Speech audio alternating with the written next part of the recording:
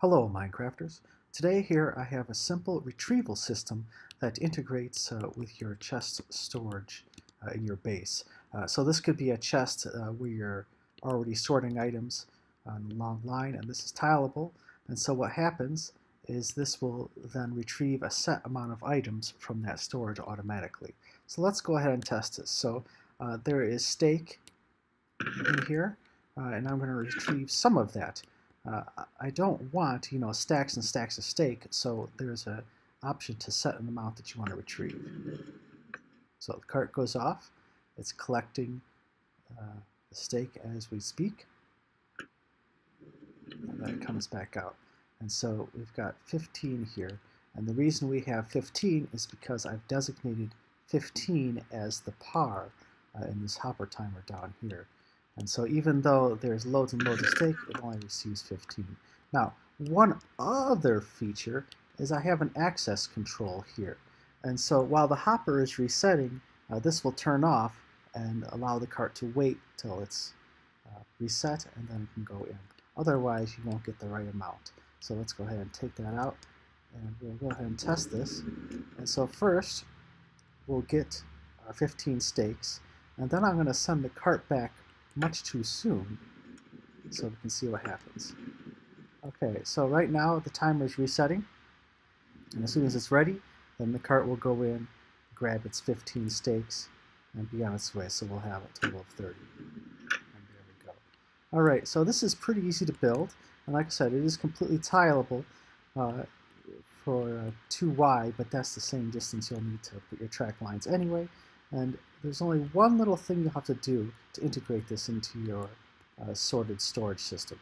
So here is a normal side view of how the item filter works. Here's where your hopper chain or waterway would be, and then you've got your filter like this with the chest there. But because we're using some blocks in this area, we've got to make a slight modification to the filter, but otherwise it's the same. It's really just an extra block and then shift it over, but it still fits in just quite nicely. Here they are to compare. And so just like I said, just a slight modification. Alright, the other way we can use this system is for retrieving item sets. Mainly this is going to be used for non-stackable items. And what we're going to do is fill up this hopper, all except for one spot there. And then in the chest, we're going to arrange the items that we want to use to retrieve. So we can do some swords, let's do some armor here, and a pickaxe. And so these are in sequence. They don't have to be up and down like this, they can be a row, but they do have to be in a sequence of one of each item. Now, you can use stackable items, but won't be suitable for your item sorting system, because you'll actually have to arrange the stackable items exactly how you want. Because if anything else modifies that, then it's all going to get screwed up. But anyway, so now in order to retrieve those, we're going to need to set the par to 3 so that we get 3 items. In this case, it's going to be 1 of each. So let's go ahead and test this now.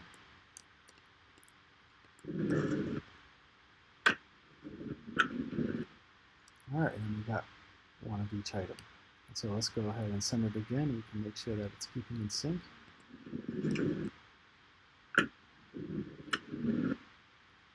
There you go. So we can use this to retrieve a set of items from a remote base for whatever purposes that we need.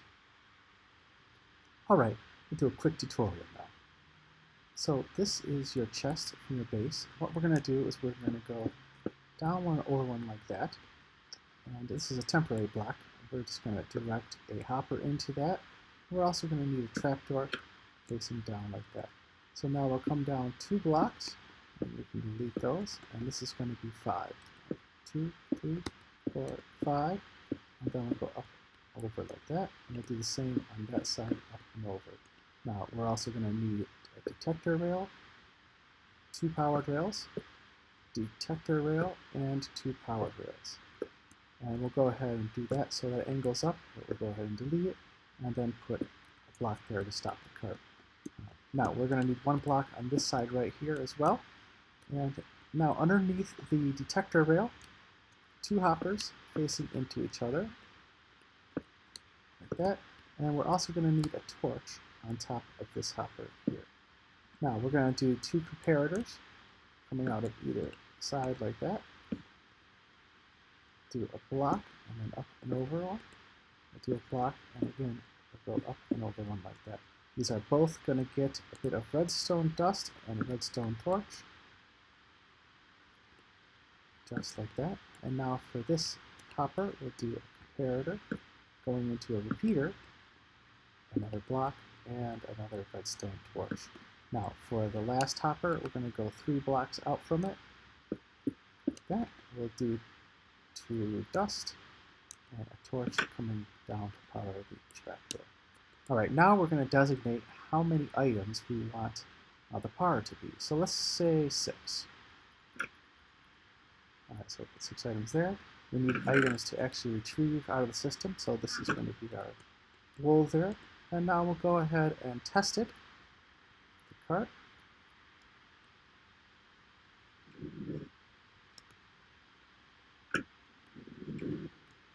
Out it comes. And there are 6 items.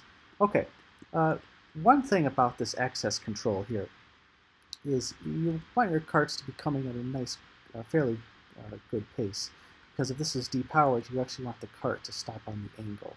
That's easy enough to control just by putting,